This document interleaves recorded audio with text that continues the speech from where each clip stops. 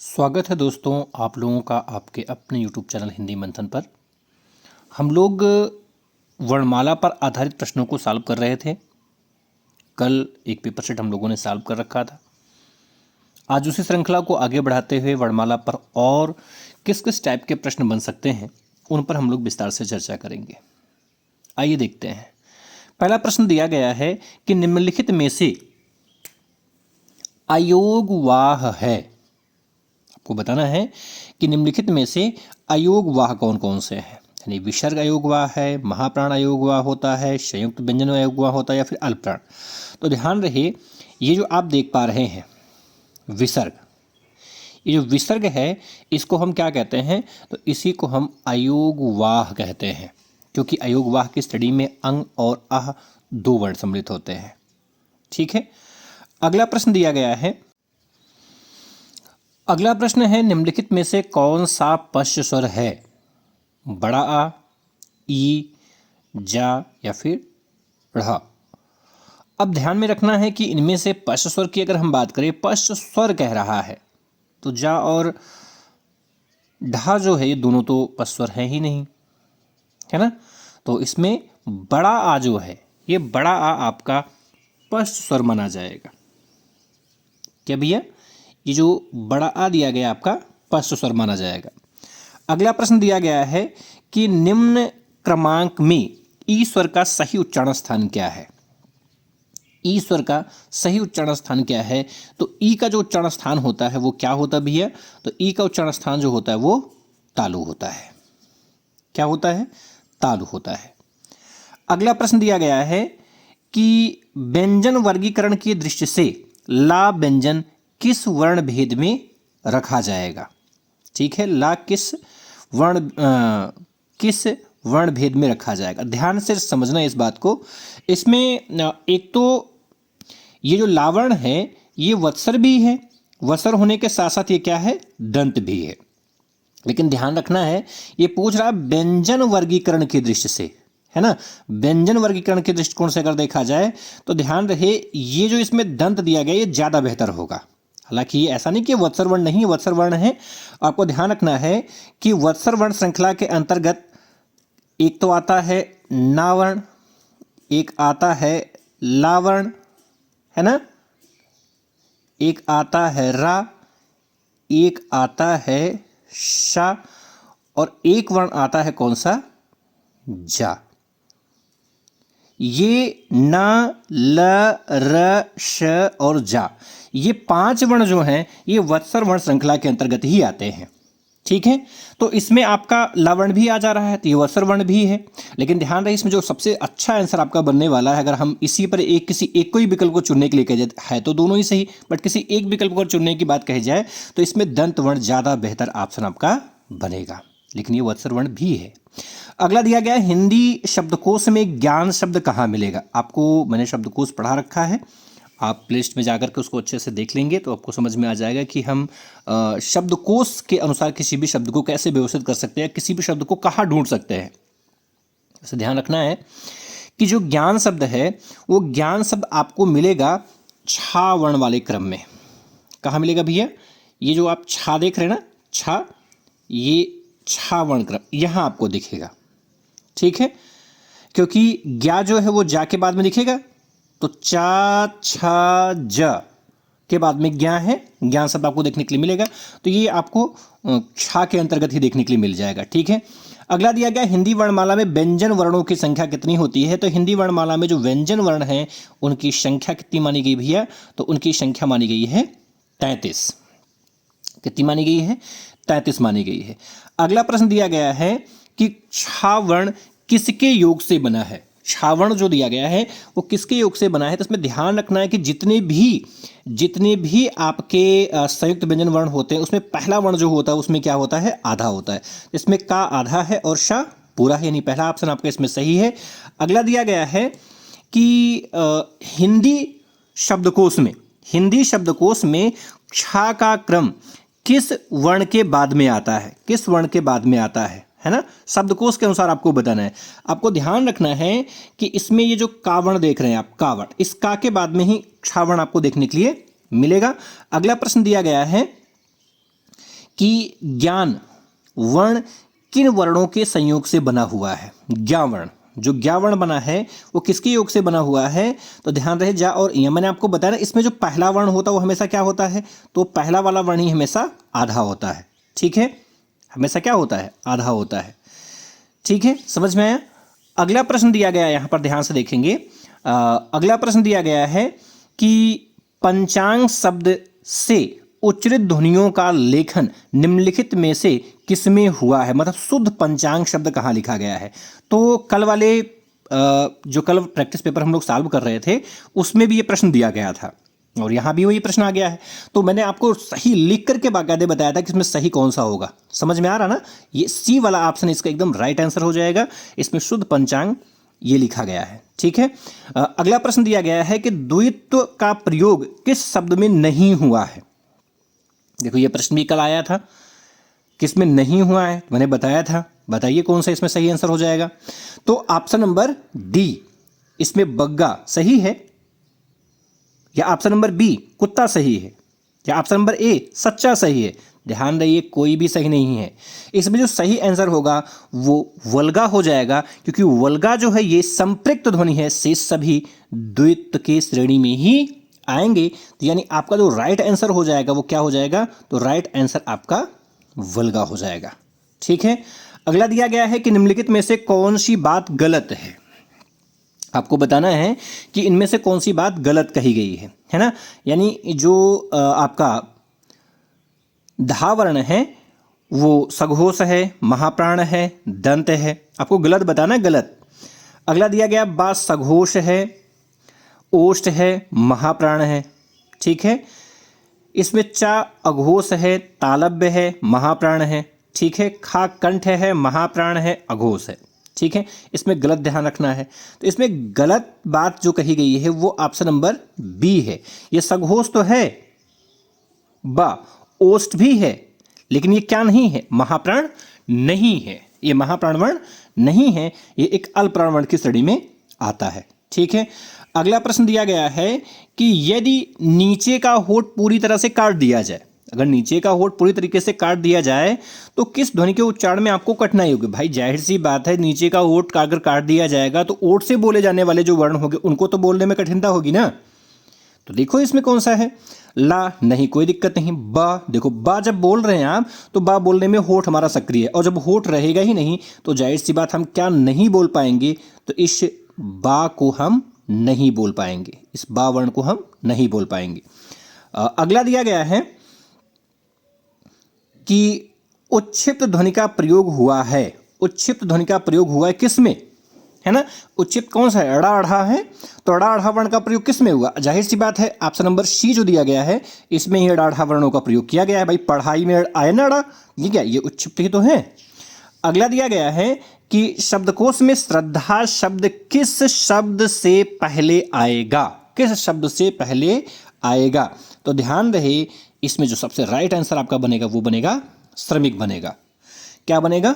श्रमिक बनेगा। अगला दिया गया है कि हिंदी की ड़ढ़ा ध्वनियां कहलाती हैं क्या? अब भी देखो कुछ समय पहले मैंने आपको बताया ना, इसके आगे वाले प्रश्न में तो यही प्रश्न दिया गया था। अब ये पार्श्विक हैं, स्पर्श वर्ण हैं, उच्छिप्त हैं या फिर लुंठित है? तो जाहिर सी बात है ये क्या है? ये दोनों के दोनों क्या हैं? उच्छिप्त हैं। क्या हैं? उच्छिप्त हैं। अगला दिया गया है कि हिंदी के शब्दकोश में ज्ञान शब्द कहाँ मिलेगा? देखो फिर वही आ गया, वहां पे छा ऑप्शन था, यहाँ पे आपका ऑप्शन कौन सा हो जाएगा? ऑप्शन नंबर बी, जिसमें चा दिया गया। भाई चा वर्ण श्रृंखला के अंतर्गत ही तो आएगा ज्ञान। तो इसमें आपका राइट आंसर क्या हो जाएगा? ऑप्शन नंबर बी वाला हो जाएगा। अगला दिया गया है कि छा ध्वनि किसके अंतर्गत आता है? किसके अंतर्गत आता, मतलब ये जो छा है वो मूल स्वर है? नहीं भाई, मूल स्वर तो नहीं है। घोष वर्ण नहीं, ऐसा भी कुछ नहीं है। ये संयुक्त वर्ण है। हाँ, ये संयुक्त वर्ण है। यानी इसमें जो आपका राइट आंसर बनेगा वो ऑप्शन नंबर सी बन जाएगा। ठीक है, ऑप्शन नंबर सी बन जाएगा। अब आगे के प्रश्न की बात करें। अगला प्रश्न दिया गया है कि स्थान के आधार पर, है ना।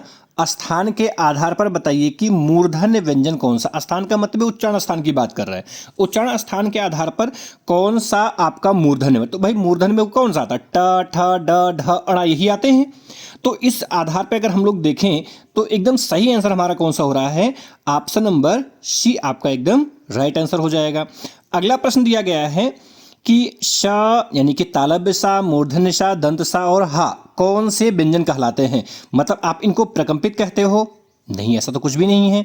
स्पर्श कहते हो, नहीं ये भी नहीं है। संघर्षी है, स्पर्श संघर्षी, ये देखो। तो इसमें ध्यान रहे आपका जो आंसर बनेगा वो संघर्षी बनेगा, क्योंकि स्पर्श संघर्षी कल वाले पेपर मैंने आपको बताया था कि इसमें 4 ही वर्ण आते हैं। एक तो आ जाता आपका च, एक आ जाता है छ, एक आ जाता है ज और एक आ जाता है इसमें कौन सा, झा। तो स्पर्श संघर्षी वर्णों की श्रृंखला में यही 4 ही वर्ण आते हैं, च छ ज झा आते हैं। शेष स्पर्श वर्ण है। अब इसमें देखना, इसने संघर्षी वर्ण कहा है। संघर्षी मतलब जिनके उच्चारण की प्रक्रिया में आपके मुंह से गर्म हवाएं बाहर निकलती हों उनको। तो भाई जाहिर सी बात है, श स और ह में गर्म हवाएं मुंह से बाहर निकलती हैं, इसलिए आपका right answer option number C हो जाएगा।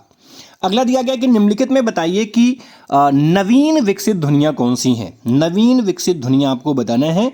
तो नवीन विकसित ध्वनियाँ कौन सी है, देखो इसमें ये प्रश्न तो गलत दिया गया है। क्यों दिया गया है, क्योंकि इसमें ऑप्शन जो दिया गया है नवीन, उसमें सही आंसर आपका होना चाहिए ये मतलब एक खा और गा। लेकिन खा और गा में गलती क्या हुई है कि खा लिखने के बाद में, ठीक है, इसमें जो सबसे बड़ी गलती है, इसके नीचे यहाँ नुक्ता लगा होना चाहिए था, जो नहीं लगा है, इसलिए ये गलत है। और ये जो गा देख पा रहे हैं, गा लिखने के बाद में ध्यान रखना आपको इसमें क्या गलती हो रही है कि यहाँ पर भी नुक्ता नहीं लगा है, और नुक्ता नहीं होगा तो फिर नवीन विकसित ध्वनियों की श्रेणी में नहीं आएगा। आपका खा और गा सही होगा, लेकिन नीचे बिंदी लगा होना चाहिए। आपको ध्यान में रखना, बिंदी नहीं होगा तो नवीन नहीं माना जाएगा, फिर तो यह स्पर्श मान लिया जाएगा, है ना। बिंदी यानी खा और गा वाला ऑप्शन सही माना जाएगा। इससे गलती है, टाइपिंग एरर है, इन्होंने बिंदी इसमें नहीं लगाया है। अगला प्रश्न दिया गया है कि किस क्रमांक में तालव्य व्यंजन है। तालव्य व्यंजन मतलब होता तो तालु से बोले जाते हैं। तो तालव्य का मतलब हो गया चा छा जा झा इया, ये तो तालव्य है। तो चा छा जा झा इया तालव्य है का मतलब हो गया, इसमें राइट आंसर आपका क्या बनेगा, राइट आंसर बन जाएगा ऑप्शन नंबर सी बन जाएगा। अगला दिया गया है कि ओम किस तरह का स्वर कहा जाता है।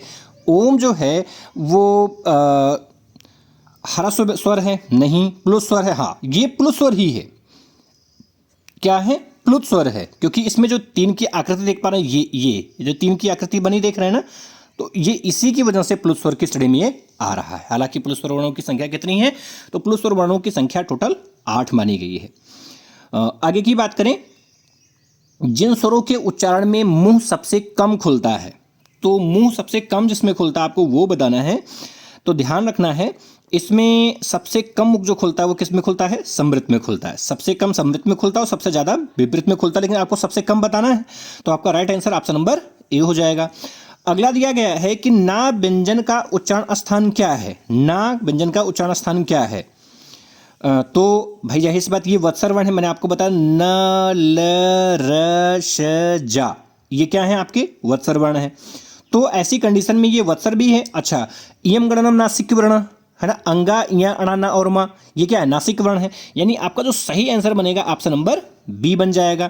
अगला दिया गया है कि अगर हम तालव्य सा के साथ में री की मात्रा को जोड़ दें तो फिर क्या बनेगा, क्या बन सकता है। जाहिर सी बात है ऑप्शन नंबर सी यही बनेगा। ऑप्शन नंबर सी जो दिया गया है यही सही आंसर आपका बनेगा, यही सही है। क्योंकि अगर आप इस सा के साथ में इस री को ऐड करोगे तो जाहिर सी बात आपका क्या बनेगा, स्त्री बन जाएगा, है ना। लेकिन थोड़ा सा लिखने का तरीका, ये वास्तव में ऐसे ना होते हुए ये इसको ऐसे होना चाहिए था, ऐसे ऐसे और ये ऐसे, ये सही रूप बनेगा, ये ऐसे बनेगा। इसमें गलती क्या है कि इसमें जो गलती क्या है, ये जो ये देख रहे हैं नीचे की तरफ, ये नहीं रहेगा, ये नहीं रहेगा, ये इसका शुद्ध रूप बनेगा, ये इसका शुद्ध रूप बनेगा, ठीक है, ये इसका शुद्ध रूप बनेगा। आगे दिया गया है कि वर्ण किसे कहते हैं। वर्ण किसे कहते हैं, उसमें ऑप्शन दिया गया है कि किसी भाषा के लघुतम व्यंजनों को, भाई भाषा के लघुतम व्यंजनों को हम वर्ण कहते नहीं, ऐसा तो कुछ भी नहीं है, व्यंजन दे दिया गया ना, तो कहाँ सही हो जाएगा। देखिए अगला दिया गया है किसी भाषा के लघुतम स्वरों को नहीं, ऐसा भी नहीं है। किसी भाषा के लघुतम सार्थक ध्वनियों को, ऐसा भी नहीं है। किसी भी भाषा के लघुतम सार्थक अक्षरों को नहीं, ऐसा भी नहीं है। नियम से देखे जाए तो सारे के सारे गलत हैं, बट अगर इसमें से किसी ऑप्शन को सही करना है तो आपको बस इतना हटा देना है ना। अब पढ़ के देखो, किसी भाषा की लघुतम ध्वनियों को हम क्या कहते हैं, वर्ण कहते हैं। अब आपका सही आंसर बन जाएगा ऑप्शन नंबर सी।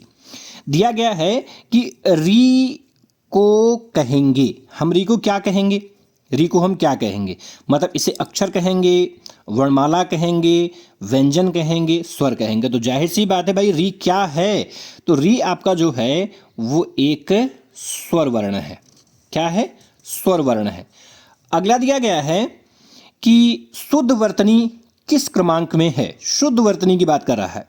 अतिशयोक्त शुद्ध लिखा गया, ये अतिशयोक्त सही लिखा है, ये कौन सा, तो इसमें पहला वाला जो दिया गया है ये आपका शुद्ध वर्तनी है, ये शुद्ध वर्तनी है। देखिए शुद्ध वर्तनी में एक ये बहुत पूछा जाता है। देखो शुद्ध वर्तनी में आपको एक बता दें, बहुत बार पूछा गया है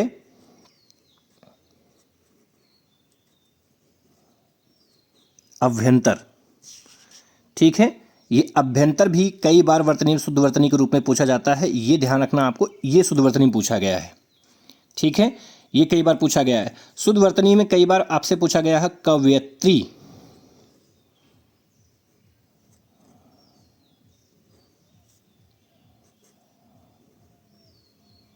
कवयत्री। देखो ये भी कई बार पूछा गया शुद्ध वर्तनी में, ध्यान में रखना आपको, ये शुद्ध वर्तनी में पूछा गया है।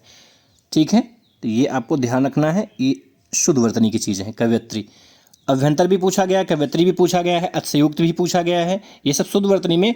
इसमें गलती क्या कर देते हैं हम लोग, जीएस की बुक उठा के देखते हैं। जीएस, अब बताओ जीएस के बुक में वर्तनी शुद्धि कहाँ मिलेगा भाई, नहीं मिलेगा। अब उसमें अतिशयोक्त, इसमें क्या होता है आधा सा। अब इसमें अतिशयोक्त, जबकि आपको पता है कि अतिशयोक्त का शुद्ध संधि विच्छेद होता है अतिशय प्लस उक्ति। अतिशय का अर्थ क्या होता है, तो अतिशय का अर्थ होता है बढ़ा चढ़ा कर, और उक्ति का अर्थ क्या होता है, कथन। तो किसी भी कथन को जब हम खूब बढ़ा चढ़ा के कह देते हैं और इतना बढ़ा चढ़ा के कह देते हैं कि वह कथन असत्य सा प्रतीत होने लगता है, तो उसी को हम अतिशयोक्त अलंकार कहते हैं। क्या कहते हैं, अतिशयोक्त अलंकार कहते हैं। अतिशयोक्त अलंकार के ढेर सारे उदाहरण आपने पढ़े होंगे, श्यामनारायण पांडे जी की रचना आपने देखी होगी, ये चेतक की वीरता, राणा की पुतली फिरी नहीं तब तक चेतक मुड़ जाता था। सोचो, राणा प्रताप की आंखों की पुतली नहीं मुड़ती थी, उसके पहले चेतक जो घोड़ा था वो मुड़ जाया करता था। संभव है नहीं, लेकिन लिखा गया है, मतलब यहां पे क्या है, अतिशयोक्ति है। हनुमान की पूंछ में लगन न पाई आग, सगरी लंका जल गई गए निशाचर भाग। अब बताओ, हनुमान जी की पूंछ में भी आग नहीं लगी, लंका पूरी धो धो करके जल गई, संभव है नहीं। यहां पर किसी भी कथन को इतना बढ़ा चढ़ा के कहा जा रहा है कि वो असत्य सा प्रतीत हो रहा है, इसलिए यहां पर क्या है, अतिशयोक्त। तो शुद्ध वर्तनी के दृष्टिकोण से इसमें अतिशयोक्त जो दिया गया ऑप्शन नंबर ए वाला, वो आपका राइट आंसर हो जाएगा। अगला दिया गया है कि किस क्रमांक में दाढ़ा व्यंजन के लिए सटीक बात कही गई है। ये उच्छिप्त मूर्धन्य व्यंजन वर्ण है, ये स्पर्श व्यंजन वर्ण है, ये स्पर्श संघर्षी व्यंजन वर्ण है, ये पार्श्विक तो गलत। इसमें जो अड़ाढ़ा है आपको पता है कि ये क्या है, ये उच्छिप्त मूर्धन्य व्यंजन वर्ण है। ठीक है, अगला प्रश्न दिया गया है कि उच्चारण के कालमान के आधार पर, उच्चारण के कालमान को कहा जाता है, को क्या कहा जाता है, उच्चारण के कालमान को क्या कहा जाता है, तो जाहिर सी बात उसको हम क्या कहते हैं भैया, उसका जो राइट आंसर बनेगा वो बनेगा मात्रा। क्योंकि आपको मात्रा की डिफिनेशन पता होगी, मात्रा की परिभाषा मैंने आपको बताई है कि किसी भी वर्ण के, नहीं वर्ण नहीं, वर्ण नहीं, सही आंसर क्या बनेगा, तो स्वर वर्णों के उच्चारण में लगने वाले समय को हम मात्रा कहते हैं। देखो वर्ण क्यों नहीं कहा जा सकता है, कुछ लोग परिभाषा ऐसी भी बता देते हैं भाई वर्णों के उच्चारण में लगने वाले समय को हम मात्रा कहते हैं, लेकिन वर्ण कहना गलत है, वर्ण नहीं, क्योंकि वर्ण में तो स्वर और व्यंजन दोनों सम्मिलित हो जाते हैं, और जबकि मात्राएं होती किसकी हैं, मात्राएं तो केवल स्वर वर्णों की होती हैं, व्यंजन की कहाँ मात्रा होती, नहीं होती है। तो इसमें जो आपका सही आंसर बनेगा वो मात्रा बन जाएगा, और मात्रा की सही जो डिफिनेशन बनेगी वो बनेगी स्वर वर्णों के उच्चारण में लगने वाले समय को हम मात्रा कहते हैं। मात्राओं की संख्या कितनी होती है, तो मात्राओं की संख्या 10 होती है। कौन सा ऐसा वर्ण है जिसकी मात्रा नहीं होती है, तो छोटा अ एक ऐसा वर्ण है जिसकी मात्रा नहीं होती है। यहां तक की बात समझ में आ गई। और इसीलिए छोटा आ वर्ण को हम और क्या कहते हैं, तो उसे हम उदासीन वर्ण कहते हैं। अच्छा, जिन स्वर के उच्चारण में दो मात्रा लगती है, यानी दो मात्रा का समय लगता है, उनको हम क्या कहते हैं। तो भाई दो मात्रा का समय लगेगा तो उसको हम क्या कहेंगे, तो उसको हम कहेंगे गुरु स्वर। क्या कहेंगे, गुरु स्वर कहेंगे। अगला दिया गया उच्चारण की दृष्टि से, उच्चारण की दृष्टि से गा व्यंजन का सही रूप क्या होगा। गा क्या है भाई, गा कंठ है, सही है। स्पर्श है, सही है ना। अघोष है, नहीं, गलत है ना, अघोष तो नहीं है। ये भाई तीसरे नंबर पे आ रहा, तो सघोष है। क्या है, सघोष है ना। और क्या है, अल्प्राण की महाप्राण। तो आपको पता है कि पहला, तीसरा, पांचवा अल्प्राण होता है, यानी इसमें आपका जो राइट आंसर बनेगा वो ऑप्शन नंबर बी बन जाएगा। ऑप्शन नंबर बी बन जाएगा। अगला दिया गया है कि जिन स्वरों के निर्माण में ओठ गोलाकार हो जाता है। भाई गोलाकार का मतलब क्या हो गया, गोलाकार गोल ओठ का बन जाता है, जाहिर सी बात है। जब गोलाकार बन जाता है तो उसे हम वृत्ताकार कहते हैं। क्या कहते हैं, वृत्ताकार कहते हैं। अगला दिया गया है कि भाषा के स्वतंत्र रूप में उच्चारित ध्वनियों को निम्नलिखित में से किस नाम से जाना जाता है। ठीक है, किस नाम से जाना जाता है। भाषा में स्वतंत्र रूप से उच्चारित होने वाली ध्वनियों को जाहिर सी बात है क्या हम कह सकते हैं, तो उनको ही हम कहते हैं स्वर। क्या कहते हैं, स्वर कहते हैं। ठीक है। हिंदी वर्णमाला में मूल स्वर कितने होते हैं, तो हिंदी वर्णमाला में अगर मूल स्वर की बात हम लोग करें तो मूल स्वर वर्णों की संख्या कितनी होती है, तो उनकी संख्या हो जाती है 4। कौन कौन से हैं, तो इसमें आपका आ जाता है छोटा आ जाता है, छोटी ई आ जाता है, छोटा ऊ आ जाता है, और एक वर्ण आता है आपका री। ये 4 वर्ण आ जाते हैं जो कि मूल स्वर वर्ण की श्रेणी में आते हैं। अगला दिया गया है कि निम्न में से अल्प प्राण वर्ण कौन से हैं। अल्प प्राण, अल्प प्राण का मतलब पहला और तीसरा अल्प प्राण है ना। तो जाहिर सी बात है आपका जो राइट आंसर बनेगा वो ऑप्शन नंबर ए आपका ये जो दिया गया है, ये पहला वाला, यही आपका जो है सही आंसर हो जाएगा, आपका सही आंसर हो जाएगा। ठीक है। अगला दिया गया है कि किस क्रमांक में सघोष व्यंजन है। सघोष, सघोष का मतलब तीसरा, चौथा, पांचवा। सघोष का मतलब तीसरा, चौथा, पांचवा। तो का नहीं हो सकता है ना। आपको पता है कि जो सघोष वर्ण है, सघोष वर्ण में अंतस्थ वर्ण भी आते हैं।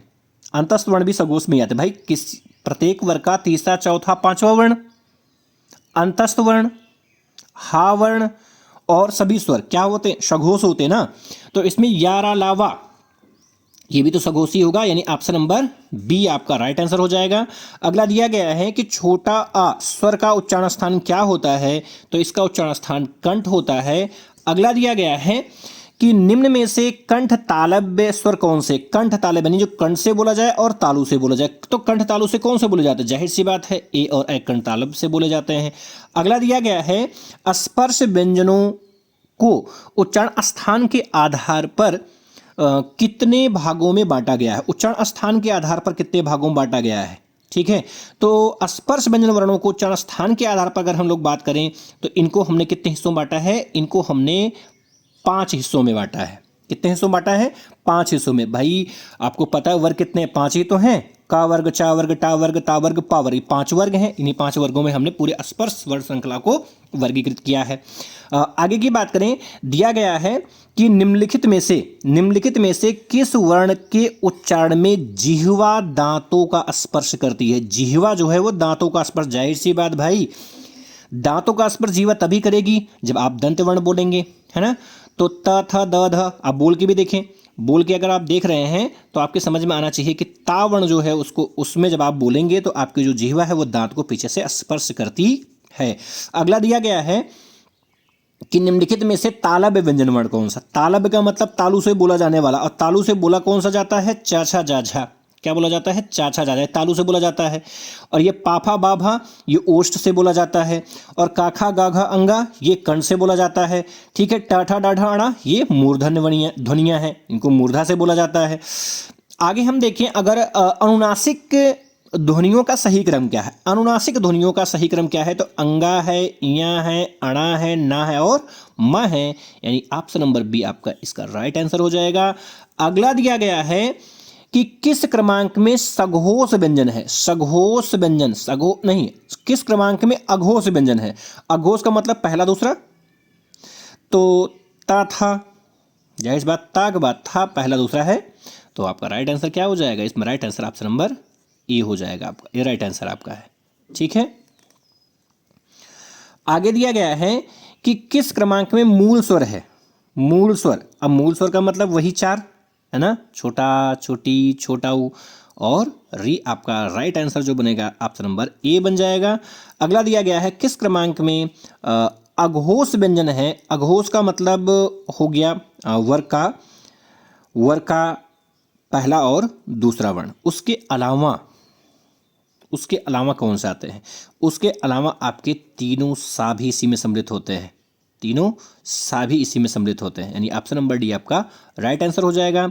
दिया गया ए ऐ वर्ण कहलाते हैं क्या, क्या कहलाते भाई, ए ऐ क्या कहलाते हैं, तो ध्यान रखना है कि ए ऐ जो है वो नासिक के हैं, मूर्धन्य हैं, ओष्ठ हैं, कंठ तालव्य हैं, हाँ तो ये कंठ तालव्य कहलाते हैं।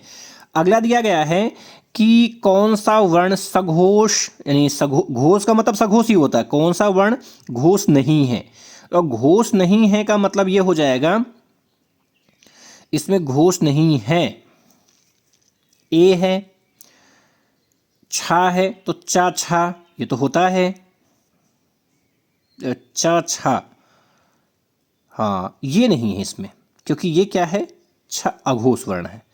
बाकी ये है क्योंकि सभी स्वर में आ भी आता है, ए भी आता, स्वर वर्ण है, ये तो सघोष होता ही है। अंगा ये 5वें नंबर पर इसलिए ये भी है, लेकिन चा छा ये क्या होता, अघोष होता है, यानी आपका राइट आंसर जो होगा ऑप्शन नंबर बी हो जाएगा। अगला दिया गया है कि किस क्रमांक में ई स्वर का सही उच्चारण स्थान है ना, बड़ी ई का उच्चारण स्थान, सही जो उच्चारण स्थान होता है तो जाहिर सी बात है वो क्या है, तालव्य वर्ण है। अगला दिया गया है कि निम्न में से सघोष अल्पप्राण, वो सघोष भी हो और अल्पप्राण हो, तो सघोष का मतलब होगा तीसरा, चौथा, पांचवा है ना, तीसरा, चौथा, पांचवा, तो का तीसरा तो है ही नहीं, और ता था दा तीसरे पर है ना, और चा छा ये तो है नहीं, और ये क्या है, का खा गा घा, तो भाई सघोष तो ये भी है और सघोष ये भी है। अब आपको अल्प प्राण देखना है, अल्प प्राण का मतलब हो गया पहला, तीसरा, तो ता था दा, यानी आपका जो राइट आंसर बन जाएगा वो ऑप्शन नंबर बी बन जाएगा। ठीक है, अगला दिया गया है कि निम्न क्रमांक में अंतस्थ वर्ण नहीं है। अंतस्थ में कौन से आते हैं, या रा लावा आते हैं, तो या भी है, वा भी है ना, इसमें क्या नहीं है, तो ऑप्शन नंबर सी पा नहीं है, ये ओष्ठ वर्ण की श्रेणी में आता है। अगला प्रश्न दिया गया है कि संयुक्त व्यंजन किस क्रमांक में है, तो संयुक्त व्यंजन का मतलब होता है वही आपके छत्रज्ञा स्रा, ऑप्शन नंबर बी आपका राइट आंसर हो जाएगा। अगला दिया गया है कि देवनागरी लिपि में कितने स्वर हैं, तो देवनागरी लिपि में जो स्वर की संख्या मानी गई है वो 11 मानी गई है। अगर आपसे पूछा जाए कि जो मंगला शब्द दिया गया उसका सही मानक रूप क्या माना जाएगा, तो मंगला का सही मानक रूप पहला वाला माना जाएगा, पहला वाला आपका ये आपका जो देख रहे हैं ये सही है। मानक का मतलब होता है जब अनुस्वार लगा हुआ हो, क्योंकि आपको पता है कि जब 1947 ईस्वी में लिपि सुधार समिति का गठन किया गया, तो लिपि सुधार समिति के गठन के दौरान ही बाबू श्याम सुंदर दास जी ने कहा कि पंचमाक्षर वर्णों के स्थान पर यदि अनुस्वार का प्रयोग किया जाए तो यह मानक रूप सही माना जाएगा। लेकिन अगर वर्तनी के दृष्टिकोण से पूछा जाए तो पहला वर्तनी के दृष्टिकोण से सही है, और मानकता के दृष्टिकोण से पूछा जाए तो दूसरा वाला मानकता के दृष्टिकोण से सही प्रश्न है, सही उत्तर है। अगला दिया गया छत्रज्ञा है क्या, क्या है भाई, ये मूल स्वर नहीं, अनुस्वार नहीं, संयुक्त स्वर नहीं, संयुक्त व्यंजन। देखो संयुक्त स्वर और संयुक्त व्यंजन दो अलग अलग चीजें हैं। अगर संयुक्त स्वर पूछ रहा है तो ए ऐ ओ औ संयुक्त स्वर है, लेकिन छत्र ज्ञा स्रा ये क्या है, संयुक्त व्यंजन वर्ण है। थोड़ी सी बारीकी ध्यान में रखेंगे ना तो गलत हो जाएगा प्रश्न। अगला दिया गया, किस क्रमांक में वृत्तमुखी स्वर नहीं है? वृत्तमुखी स्वर नहीं है।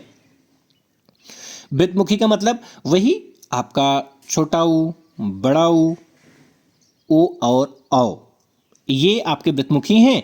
तो इसमें बड़ा आ जो देख पा रहे हैं आप, बड़ा आ ये वृत्तमुखी नहीं है। अगला दिया गया है कि हिंदी वर्णमाला में अयोग वाह वर्ण कौन से हैं? तो अयोग वाह वर्ण किस श्रेणी में आते हैं? ये आपके अंग और अह आते हैं। अगला दिया गया है कि निम्न में से बताइए कि किस शब्द में द्वित्व व्यंजन है? द्वित्व व्यंजन है। द्वित्व व्यंजन किस में है? तो दिल्ली में द्वित्व व्यंजन है, क्योंकि यहाँ पर आप स्थिति देख पा रहे हैं ला और पूरे ला की स्थिति देख पा रहे हैं, ये द्वित्व व्यंजन वर्ण है। अगला दिया गया है कि घा का उच्चारण स्थान कौन सा है? तो भाई घा का उच्चारण स्थान क्या है? मूर्धा है, तालु है, कंठ है, उससे जाहिर सी बात है ये आपका कंठ वर्ण की श्रेणी में आता है। तो आपके टोटल प्रश्न ये आपके समाप्त हो जाते हैं और ये श्रृंखला यहीं तक। इसके आगे की चीज़ों की चर्चा हम लोग आने वाली अगली क्लास में करेंगे। तब तक के लिए धन्यवाद। लेकिन जाने से पहले निवेदन है कि आप हमारे इस चैनल को लाइक करें, सब्सक्राइब करें और ज़्यादा से ज़्यादा लोगों के पास में शेयर करें। हम लोग पुनः नए प्रैक्टिस पेपर के साथ आपसे मिलेंगे। तब तक के लिए धन्यवाद।